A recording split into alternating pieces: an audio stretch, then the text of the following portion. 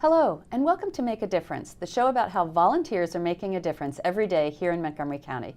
I'm your host, Lorraine Driscoll. We'll be talking today with representatives from Interfaith Works. Interfaith Works is a coalition of more than 165 affiliated congregations of diverse faiths working together to meet the needs of people who are living in poverty or who lack homes right here in Montgomery County. Interfaith Works operates a range of anti-poverty and empowerment programs, and volunteers are critical to the success of these efforts. If you stay tuned, we'll learn about ways you can volunteer with Interfaith Works, either as an individual or with a group. In the meantime, take a look at some other volunteer opportunities that might interest you. Don't go away, we'll be right back.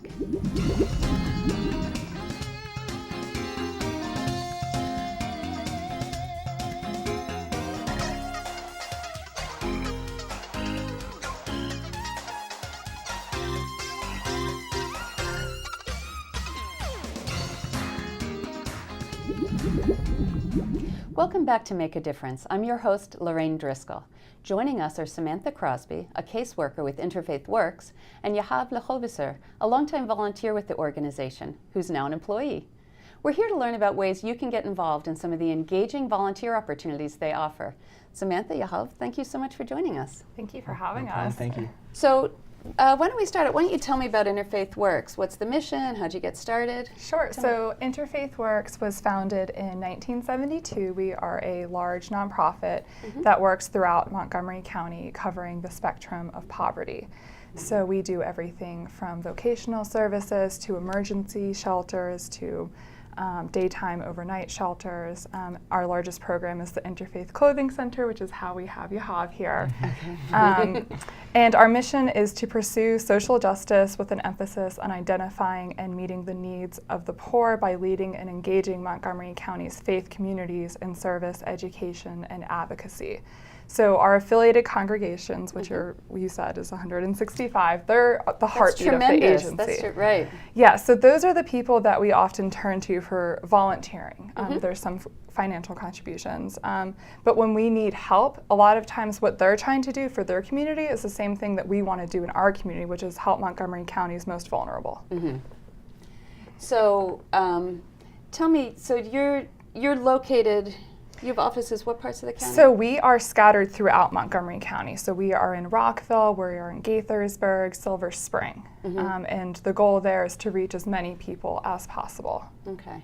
And then from the volunteer perspective, those are different various places where people can get involved. Yes, so just because you may live on one end of the county doesn't mean you're excluded from volunteering with us. We have opportunities for you too. Okay, all right, so you've got distributed opportunities too. Yes. And so you mentioned the clothing center. Just briefly tell me, what are some of the programs that rely on volunteers? So the Interfaith Clothing Center relies enormously on volunteers. It sounds huge. It is a very large distribution center that gives away free clothing and household goods, and customers can come monthly. And we also have additional programs such as backpacks and layettes. We're doing English conversation classes. So it's a big place. Wow. And what are some other volunteer programs? So we also have the Friends in Action Family Mentoring Program, and we have vocational services. Going back to the Interfaith Clothing Center, though, we have tons and tons of donations coming in through one door. Okay. And those are dropped off by people who are cleaning up their houses. You know, you might have a blouse you don't want anymore. Bring it to us, we'll take it. All of those donations, they need to be sorted. So somebody needs to go through that bag, make sure it's up to our quality of standard. It needs to go into a bin. From the bin, it needs to be hung. Then it needs to go out onto the floor. So we need volunteers to do these things. And so this is how you became involved in the organization. Yeah, so my first year, a couple years back, when I was a little younger, I started volunteering there, just that same exact donation process that Samantha described. I brought in donations from that one door, I sorted the clothes, I started hanging the clothes, and after a while they actually asked me to participate in the backpack distribution program. And so I also volunteered in that for about 3 years, and I did about 750 student service learning hours, and I've spent all my summers there in the past couple of years. And the backpack program is for students? Yeah, it's for kindergarten through 12th grade of all the families that are our clients. And it comes with an appropriate backpack to their grade level with appropriate school supplies inside. So for kindergartens, through 3rd grade, they get folders instead of a binder. They also get crayons and markers.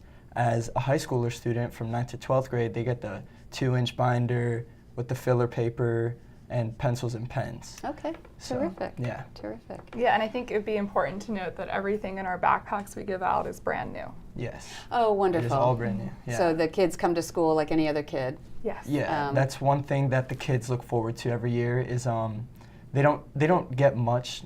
They don't get new things or new gifts that much. Right. And the backpacks is one thing that they look forward to every year because it's something new. They're all excited about it. Like last year, we gave this little girl a Dora backpack, and she's our cover on the backpack distribution page. It's just. I have a they feeling she always- liked it. Yeah, they always have. I'm guessing she had a smile on her They face. always have smiles. They always open it in the store and drop it Aw. everywhere just because they're so excited. Oh, wonderful. It's just a brand new gift for them every year. Right. It's something they look forward to. So. Right. Yeah. Terrific. Yeah. Terrific. So tell me, so this clothing center, the volunteers are processing the clothing as it comes in? So yes, like I said, we rely really heavily on volunteers. At that specific site, we're serving 13,500 customers. So that's Wow. a lot of people. Wow. So we rely on the volunteers to help us with not only sorting and hanging up the clothing, but for our day-to-day work. Right. You know, sometimes we need vacuuming, we need cleaning, we maybe need somebody to water the plants that we put outside, or maybe replant the plants because they didn't survive a particularly hot weekend. Right. So we need people to come in and do things like whole that bunch, for us. yeah. The whole gambit of Right. things. It's never going to be the same thing. Right. We always have opportunities, and it's good because if you come and you realize hanging up clothes isn't exactly my forte. Maybe Or maybe after an hour you could maybe- take a break. Right, and, and that's the thing. After an hour, we want you to switch things up. We want you to okay. go greet donors if you love interacting with people. We try to have a system set up where donors don't have to lug their items in from the parking lot. So we want volunteers to be there to go outside, greet them, and say, "Can I please take your donation inside?" All right. And so you did all of these? I did all of it. I did from collecting hangers in the store to sorting to taking in the donations to counting items to cleaning. So you were telling me, like, there's just enormous amounts of clothing coming through this. Yeah, actually. And coming in and then going out. Yeah, doing those donation logs, counting everything. It's like Aw. hundreds and hundreds of bags a week and boxes, and it's a lot of stuff to go through. Without the volunteers, we wouldn't be able to do it. So. But then, and I did see I did like peek through the door. I was there at your reopening a couple Yes. weeks ago. It was beautifully laid out for the clients coming in to see. Thank you. Yeah. The volunteers really have it looking like a regular store. Yeah, we really try and serve people with dignity and respect. And we don't want people that come shopping with us to feel like they're shopping in this kind of basement where there's no light. Right. Now it's beautiful, and that's Yeah. what they deserve. Yeah, Just there's because space you're and experiencing racks poverty and- doesn't yeah. mean you should have to go through a negative experience to get clothing and household goods. Right. Yeah. Right. Terrific. So tell me as well. Now you also have this family program. How So does that work? we have the Friends in Action program, Okay. which is a case management and family mentoring program. Mm-hmm. So what we do as a case manager, we have families throughout Montgomery County that we're working with to help lift themselves out of poverty. And the volunteer piece are our mentoring teams. So the teams are usually 5 to 10 individuals that come to the program. They usually already know each other. They can be from a congregation, they can be a rock climbing club, they can be you just graduated from college and you and your sorority sisters want to do this. Terrific. Oh, and sorry, let me interrupt you. So say I'm one of those individuals or have a group, or I just want to volunteer at the clothing center. How do I find you? You can go to our website, which is www.iworksmc.org. Okay. All right. And so say if you want to do this family mentoring and you've got your rock climbing group or your congregation or your book club or whatever your group is, and they reach you? Uh-huh. Yeah, so you reach us, and what we'll do is we'll set up a time to come talk to you, kind of give you the lay of the land, make sure you know what you're getting yourself into, make the expectations clear. It is a year commitment, although often the relationship does last much longer. Then you would go through an intensive training with us to make sure that you know what to do when certain situations do arise. And then we link you with a family that's in your community. And it's so important because going through poverty can be an isolating experience. And if you've had maybe a lack of stability in your life, maybe you've moved around a few times, especially for kids, they need people in their corner. So the mentoring teams are almost extended family to these kids. We have kids who call their mentors their grandparents and who have these lifelong friendships. And I think one story that really exemplifies how it's the little things that really make an impression on children is we had a mentor, and she and her husband took these kids for a hike. And the weather was awful. It was raining. It was just not good hiking weather. And the kids weren't having the best time. They weren't having the best time, and they said, okay, maybe this is just kind of a wash.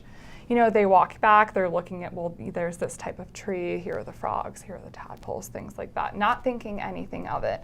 And then several years later, this mentor ran into one of those kids. And at first, she didn't really recognize her. And she said, but do you remember the tadpoles?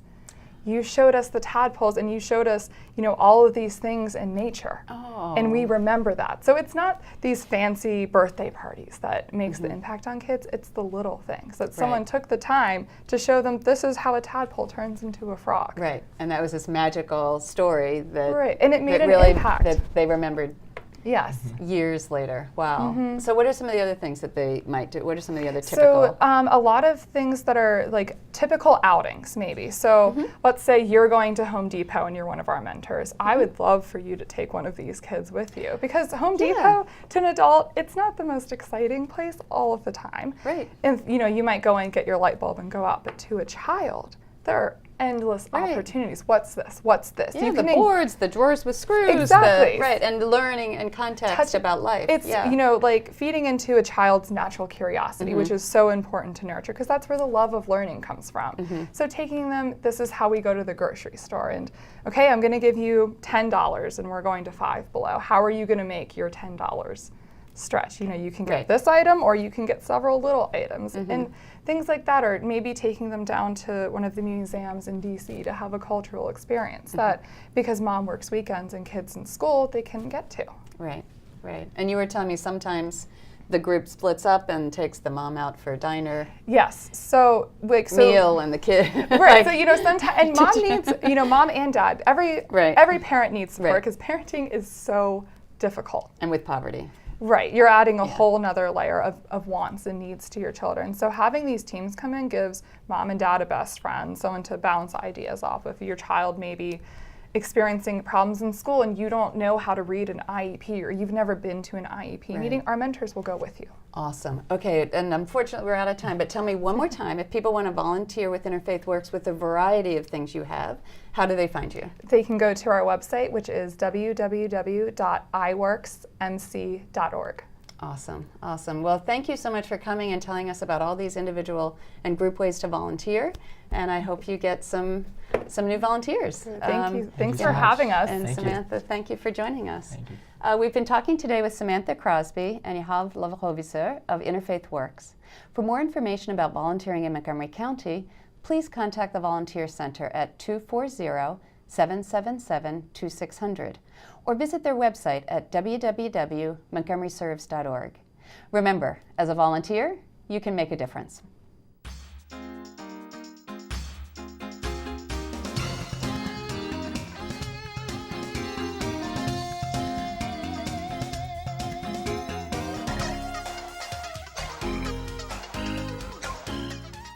So, I'm kind of new here, but I've noticed a trend. My human does this funny thing where she goes around and gets all my toys, and then she hides them in that basket by the door.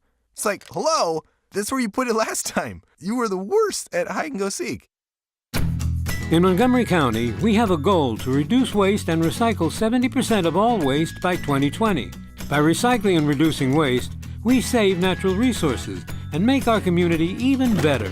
So recycle at home, work, school, everywhere, and keep recycling going. For more information, call the Montgomery County, Maryland Division of Solid Waste Services at 311